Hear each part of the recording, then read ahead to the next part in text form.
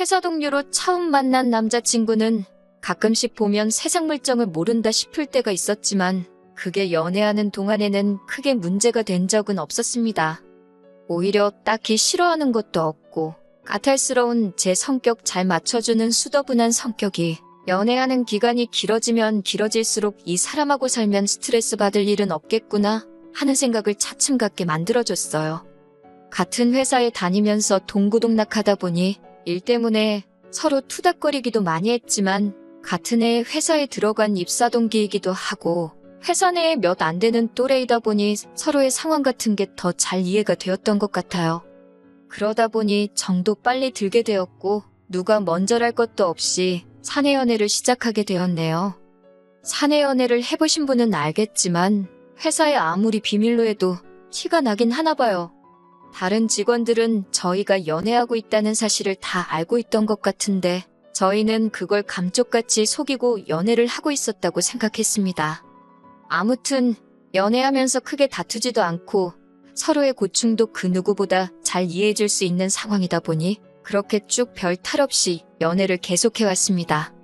나중에 가서는 회사 사람들이 다 알고 있다는 걸 깨닫고 공개 연애로 전환을 하게 되었어요. 회사 내 공식 커플이 되다 보니 결혼 언제 하느냐는 이야기도 자주 듣게 되었고 아무래도 응원도 자주 받고 사람들의 관심을 받으니 조금 부담이 되기는 했습니다. 저나 남자친구나 본가는 따로 있고 집에서 나와 자취를 하고 있었는데 연애 기간이 길어지다 보니 자취방 계약도 새로 갱신을 몇 번 해야 했고 그럴 때마다 새로운 거처를 찾을 때 회사랑 얼마나 가까운가 위치도 중요한 게 여겼지만 한편으로 서로의 자취방에서 얼마나 가까운지도 계산해가면서 새로 방을 구해왔어요. 그러다 보니 서로 점점 사는 곳이 가까워졌습니다. 회사에서도 매일 보는 사이긴 하지만 퇴근길까지 같아지다 보니 문득 그런 생각이 들더라고요. 어차피 이렇게 오래 만나왔는데 차라리 결혼을 하는 게 맞지 않나? 싶었습니다. 퇴근하면 남자친구가 항상 같이 지하철을 타고 저를 집 앞까지 바래다 줬었거든요. 남자친구는 저를 집까지 바래다 주고 집까지는 걸어서 돌아갔습니다. 퇴근길 방향이 같은 방향이기는 했지만 동네가 달랐기 때문에 집까지 걸어서 30분을 더 걸어가야 했어요. 언젠가부터 서로 일하느라 피곤해서 지쳐있는데 굳이 이렇게 할 필요가 있나 싶더라고요. 차라리 결혼을 해서 둘이 같이 살면 여러모로 출퇴근도 같이 하게 될 테고 한 집에 사니까 빙 돌아서 집에 갈 필요도 없고 집도 월세로 제 방, 남자친구 방에서 어떻게 보면 2배로 내고 있는 상황이나 마찬가지인데 그럴 바에 대출 2, 3억 받아서 신혼집 구해 이자 내는 거나 방 2개 월세 내고 사는 거나 별반 차이가 없을 것 같았고 여러모로 서로한테 이득이 되는 거 아닌가 하는 생각이 들었습니다. 따로 청혼을 받은 건 아니지만 제가 그렇게 낭만적인 것 찾고 그러는 성격도 아니다 보니 그런 형식적인 건 생략했어요. 분위기 좋은 데서 촛불 몇 개 켜놓고 명품 반지에 명품 가방 선물 받으며 프로포즈 받는 그런 뻔한 청혼을 받을 바에야 차라리 그 돈으로 서로를 훌륭하게 키워준 양가 부모님들께 선물 같은 걸 드리는 게 맞지 않나 싶었거든요.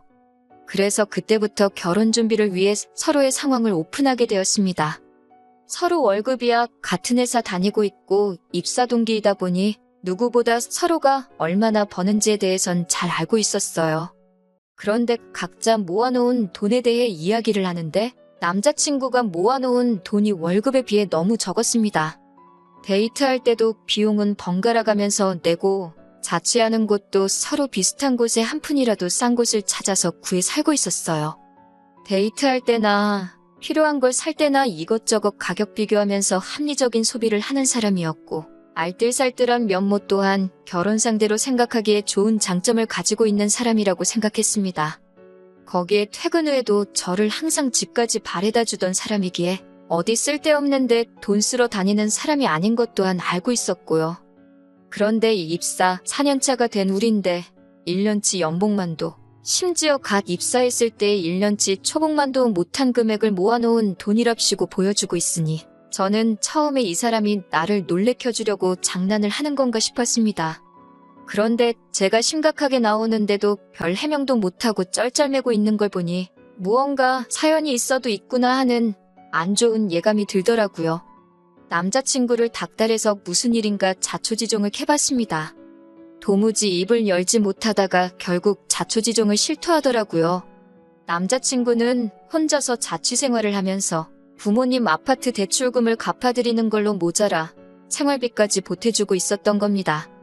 이미 거기서 월급의 절반이 날아가 버리니 혼자 생활비에 이것저것 하고 나면 남는 것도 없었던 거고요. 오히려 용케 그만큼이나 모았다 싶을 정도다 싶었어요. 남자친구 손에 남는 게 거의 없던 거예요.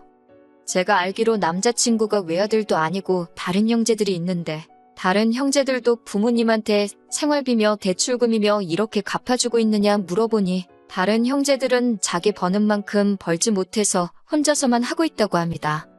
사람이 착해 빠진 건지 멍청한 건지 자기가 월급의 반을 부모님한테 갖다 바쳐도 다른 형제들 버는 돈하고 비슷하니 그게 공평하다는 거예요. 자식된 도리로 부모님 도와주는 거 당연하다고 생각하지만 남자친구의 경우에는 그 정도가 너무 심하다 싶었습니다. 그리고 부모님 봉양을 혼자 하고 있는 거나 마찬가지인데 그게 공평하다고 생각하다니 솔직히 호구도 이런 호구가 또 있을까 싶었어요. 부모님도 심지어 남자친구의 형제들마저도 남자친구를 등쳐먹고 있는 거잖아요. 그걸 바보같이 지 혼자만 모르고 있는 거고요. 남의 집 기둥은 뽑아오는 거 아니라는데 제가 결혼까지 생각하고 3년 가까이 연애를 해온 내 남자친구가 바로 소문으로만 듣던 남의 집 기둥이라는 사실에 정신이 다 아찔해지더라고요. 남자친구한테 솔직하게 말했습니다. 당신은 참 좋은 사람이고 그 모습에 결혼까지 생각했지만 가족을 책임져야 하는 상황이라면 결혼에 대해서 다시 생각해봐야겠다고요. 남자친구도 자기가 처한 상황이 무언지 알고는 있는지 제 말에 대답을 이어가지 못하더군요. 연애를 시작했을 때 결혼을 전제로 시작한 건 아니었지만 그래도 미리 알려주지 않았다는 게 원망스럽기까지 하더라고요. 그렇게 한참 서로 아무 말 없이 있다가 남자친구가 무거운 입을 열었습니다. 앞으로 결혼하게 되면 부모님 집 대출금을 내주는 건 그만하겠다고요. 그리고 저한테 경제권을 넘겨준다고 하더라고요. 하지만 돈 관리를 전적으로 저에게 맡기는 대신에 부모님께 생활비까진 아니어도 어느 정도 용돈을 챙겨줬으면 싶다는 겁니다. 그 액수는 그때그때 저한테 허락을 받거나 합의하는 선에서 말이지요. 이때까지만 해도 남자친구가 정말 큰 결심을 했다고 생각했고 믿어도 되겠다는 생각을 했습니다. 당장 차이나는 돈 얼마 정도는 크게 신경 쓰지 않아도 되겠다는 생각을 했어요. 어차피 남자친구가 제가 모아놓은 돈만큼 돈을 모아놓았다 하더라도 결국 신혼집을 구할 때 대출은 선택이 아닌 필수나 마찬가지인 상황이었으니 말입니다. 당장 제가 몇 천만 원 더 내긴 하겠지만 앞으로 자녀 계획까지 생각해보면 집안의 가장이 될 남자친구가 더 오래 일을 하게 될 것이고 그때가 되면 제가 지금 내는 돈 몇 천만 원만큼 혼자서 외벌이로 감당을 해야 할 때가 올 거였으니까요. 일단 남자친구를 저희 부모님에게 먼저 소개를 시켰습니다. 실제로 인사드린 적은 없지만 연애하면서 제가 저희 부모님께 몇 번 이야기를 했었고 사람 자체는 정말 순하고 성실한 사람이기에 저희 부모님께서도 남자친구를 마음에 들어 하셨어요. 저희 집에서 결혼 허락을 받았으니 이제 제가 남자친구 부모님께 인사드리러 갈 차례였습니다. 그런데 남자친구가 이런 이유, 저런 이유를 대면서 인사시키는 나를 미루려고 하더라고요. 쇳불도 당김에 빼랬다고 그걸 밀어서 뭐 하겠냐고 남자친구를 닥달해 억지로 자리를 만들었습니다. 남자친구가 부모님께 저를 소개를 안 시켜주려고 하길래 저는 혹시 남자친구 부모님이 저를 마음에 안 들어 하시나 하는 생각을 했습니다. 그런데 인사드리러 처음 만난 자리에서 저를 엄청 반겨주시고 잘해주셨어요. 아들한테 말로만 들었다면서 정말 꼭 보고 싶었다고 하시면서 말입니다. 자리 분위기가 그렇게 좋았는데 유독 남자친구만 좌불안석 안절부절하고 있었습니다. 긴장이 될 수도 있겠다 싶었는데 그게 아니더라고요. 이야기를 나누다가 생활비 이야기가 나왔습니다. 결혼하고도 아들이 내주던 대출금도 내주고 생활비까지 주겠다니 요즘 저 같은 며느리 보는 운 좋은 시부모는 당신들밖에 없을 거라고 하시는 거예요. 남자친구와 이야기했던 앞으로의 계획을 전혀 모르는 눈치인 걸 보니 그때 딱 깨달았습니다. 남자친구가 부모님께 인사시키는 걸 미루던 진짜 이유를 말이지요. 어떻게 이야기를 꺼내야 할지 모르겠으니 아예 말조차 꺼내지 않았던 거예요. 그래서 제가 대신 입을 열었습니다.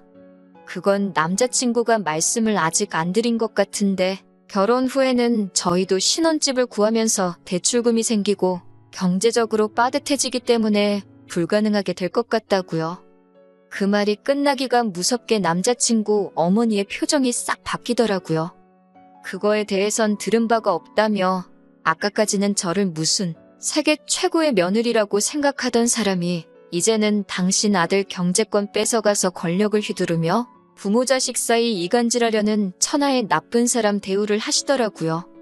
지금 저희 둘벌이에 신혼집 구해서 들어가고 할비 내고 하면 지금처럼 살 수는 있겠지만 회사에서 힘들게 돈 벌어 내가 번 돈은 공동재산이 되고 남자친구가 번 돈은 당신들 생활비로 다 들어가게 되는데 그건 아니지 않느냐고 솔직하게 말했습니다. 그 말에 네가 무슨 권리로 우리 아들이 버는 돈을 관리를 하려고 드느냐. 욕 한마디 안 하셨지만 말 한마디 한마디에 가시가 있는 게 느껴졌어요. 부모님이니까 자식 앞으로의 미래가 행복한 게 더 좋으시지 않느냐. 대충 계산해봐도 여태까지 드린 게 5, 6천만 원은 된다. 그 정도면 자식 된 돌이 충분히 했고 앞으로 여태 보내드렸던 만큼은 아니지만 용돈도 드리기로 했지만 도통 들으시질 않더라고요. 언성이 높아지기 시작하니까 옆에서 꼼짝 못하고 있던 남자친구가 자기한테 좋은 해결법이 있다고 어이없는 소리를 하더라고요.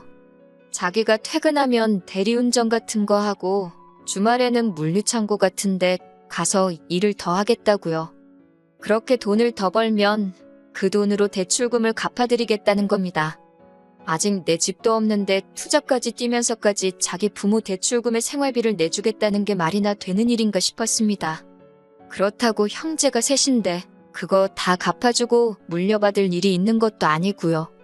그건 또 무슨 소리냐고 한마디 걸고 넘어졌더니 남자친구 어머니가 당신 아들이 알아서 더 벌어가지고 준다는데 그것도 못하게 하느냐고 저보고 마누라 될 사람이 그 정도 이해심도 없어서 어디다 쓰겠냐고 얼굴에 철판 깔고 나오더군요. 더 길게 생각할 필요도 없겠더라고요. 어리숙한 건 알고 있었지만 부모님 눈치 본다고 해야 할 말도 못하는 남자친구는 더 이상 제 눈에 좋은 신랑감으로 보이지 않았습니다. 생활비 내주고 대출까지 갚아주는 집안의 기둥인 효자 아들이 결혼해서 가정을 꾸린다고 해서 부모들한테 진심으로 축하받을 것 같지도 않았어요. 오히려 당신들 당연히 받을 돈 뺏어간다고 싫어하지는 않으면 다행이라는 생각이 들었고요. 남자친구도 자기 인생, 자기 건강 갈아 넣으면서까지 돈을 더 벌어다가 부모한테 갖다 바치겠다는데 제가 뭐가 아쉬워서 남자친구를 오래 알고 지낸 거지 따지고 보면 그날 처음 본 알지도 모르는 사람들한테 시작부터 끝까지 미움을 받아야 하는지도 모르겠더라고요. 그리고 퇴근 후에 투잡 뛰고 주말에는 아르바이트해서 돈을 더 벌 거면 저랑 결혼은 왜 하나요? 그냥 관상용 열대어를 한 마리 키우고 말지. 일주일에 7일 밤낮 없이 일하는 남편이면 솔직히 없는 거나 마찬가지잖아요. 그래서 그냥 자리에서 일어났습니다. 남의 집 기둥 뽑아오는 거 아니라는 말이 괜히 있는 말이 아닌 것 같다고 결혼 이야기 뒤집어버리는 것도 뒤집어버린 거지만 남자친구한테도 이만 헤어지자고 말했어요. 평생 그렇게 가족들 지갑 노릇이나 하라고요. 그렇게 사는 게 좋다는데 내가 스트레스 받아가면서까지 못하게 말릴 필요가 없다고 말하고 자리에서 일어났습니다. 같은 회사를 다니다 보니 보기 싫어도 마주쳐야 해서 불편했는데 남자친구의 마지막 책임감인지 저에 대한 죄책감 때문인지는 몰라도 이직한다고 말하고 그 후에 회사를 그만두었습니다. 그런데 뭔가 계산착오가 있었는지 바로 직장을 못 구했나 봐요. 헤어지고 4개월쯤 지나서 제가 사는 자취방 앞에 술에 잔뜩 취해서 찾아왔더라고요. 평소에 술은 입에도 안 대던 사람인데 뭔가 싶어서 이야기를 들어봤는데 직장을 못 구해서 수입이 없는 상황인데 부모님들은 멀쩡히 다니던 회사 그만둔 남자친구 잘못이라면서 그나마도 저금이라고 모아놓은 돈을 내놓으라고 했다는 겁니다. 당장 자기는 수입이 없어서 걱정이 돼서 죽겠는데 남자친구 부모님은 그 몇 달을 못 기다려서 얼마 안 되는 자기 돈을 가져가려고 한다고요. 그리고 상황이 이렇게 되니 자기가 자기 인생에 얼마나 큰 부분을 놓아버린 건지 이제야 깨달았다고 하면서 저한테 사과를 하더라고요.